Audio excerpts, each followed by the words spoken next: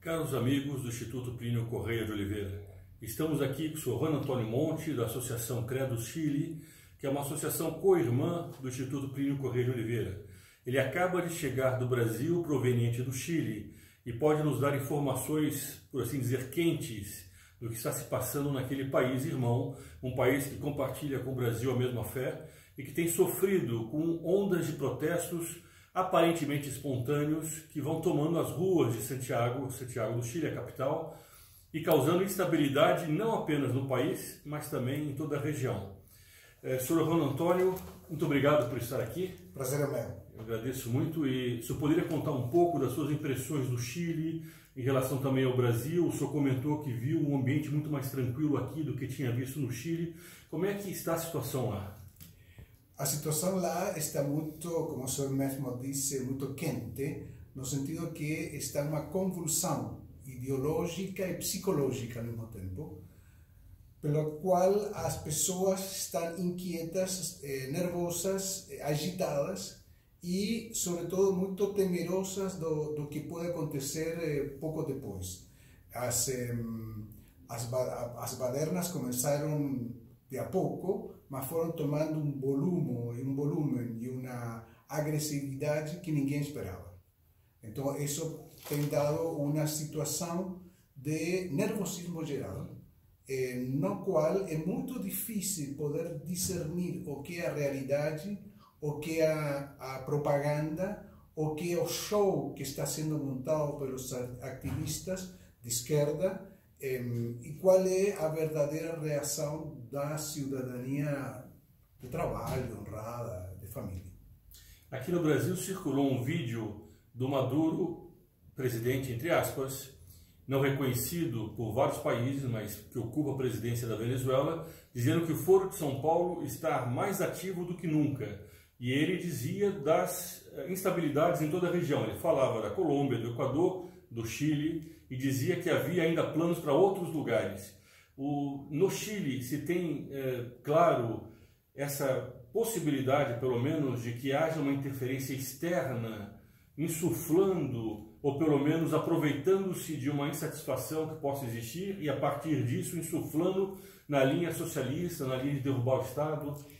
É curioso, mas essa intervenção do exterior que o senhor fala, principalmente a Venezuela, foi já apontada faz uns 6 meses atrás, antes mesmo que começasse toda esta bagunça, porque o governo exigiu aos imigrantes venezuelanos que apresentassem uma visa e uma certa tramitação para entrar, que não fosse digamos, uma entrada assim massiva. E aí se pudo detectar que tinha muito, digamos, não sei o número e a proporção, mas uma quantidade importante de pessoas que vinham com um objetivo político secundado por Maduro. Agora, isso já não é uma coisa nova. Tem também muita aliança entre a agitação do sul do Chile, dos Mapuche, dos movimentos indigenistas em geral, com as Farc de Colômbia. Isso foi já faz anos advertido pelo governo colombiano, que tem documentos que mandou o governo chileno, que em sua época, em seu momento, não fez quase nada, mas que prova claramente uma aliança entre a guerrilha colombiana das Farc e a guerrilha indigenista do sul do Chile. Por isso, hoje não tem diferença entre hoje se pode dizer que estamos sendo atacados por vários fatores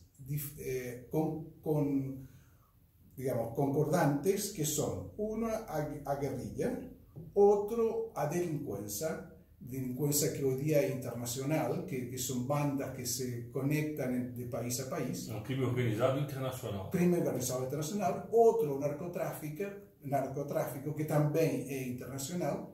E outro é este movimento tipo Foro de São Paulo, que também é internacional. Então, essas 4 forças de destruição de nossa civilização, obviamente que estão operando no Chile.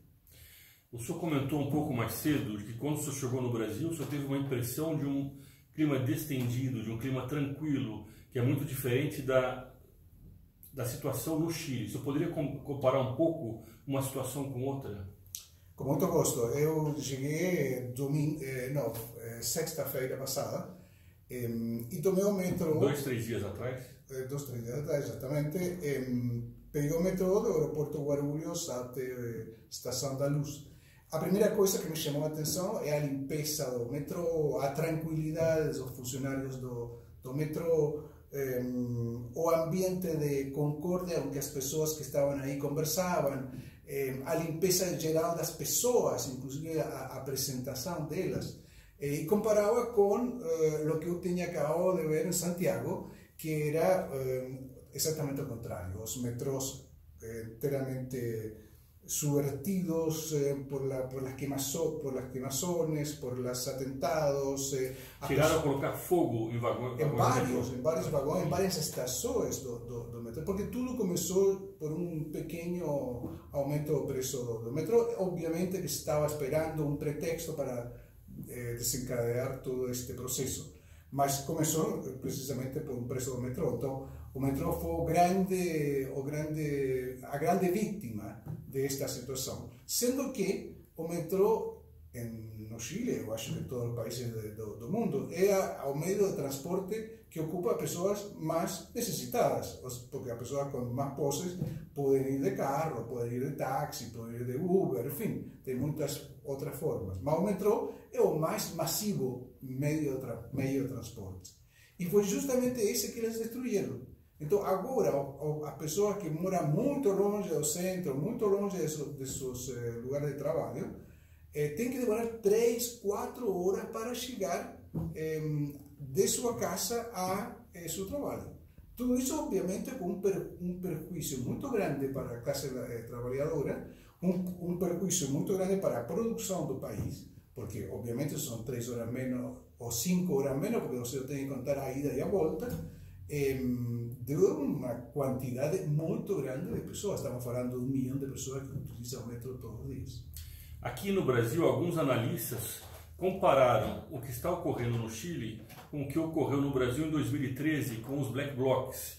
Eram pessoas que iam, colocavam fogos, faziam barricadas nas estradas, colocavam fogos em pneus, quebravam muitas vezes revendedoras de carros, bancos e coisas assim. Agora eu vejo, pelas notícias que chegam aqui no Chile, é uma proporção inclusive maior, aparentemente de fato vai nessa linha, mas é muito maior, porque houve saques em supermercados em grande quantidade, que aqui não ocorreu, houve incêndios em supermercados.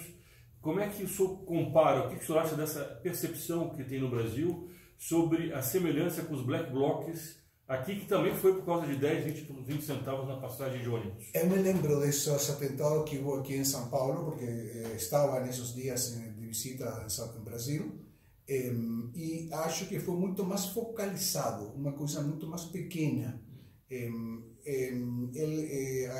Os atentados aqui em São Paulo não conseguiram mobilizar a uma parte ponderável da opinião pública brasileira.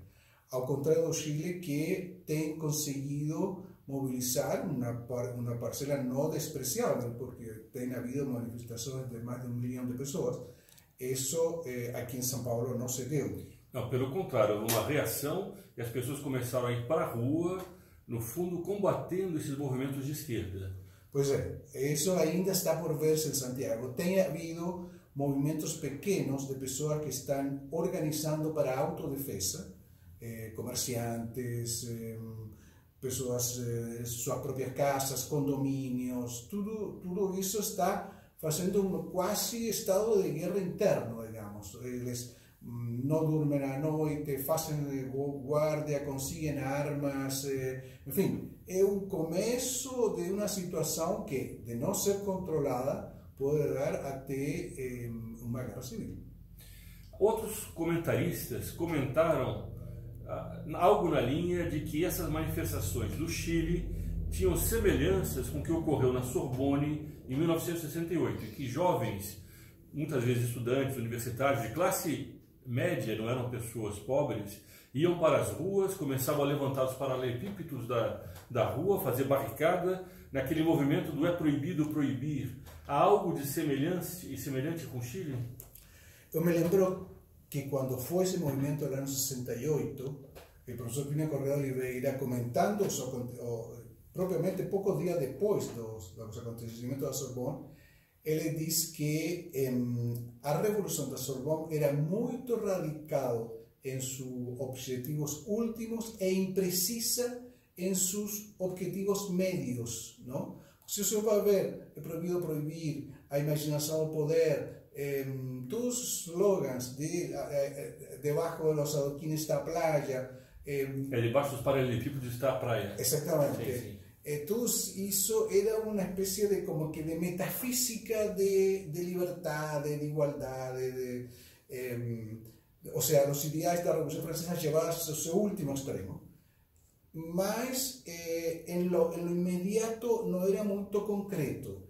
Algo disso se está dando lá, no Chile agora.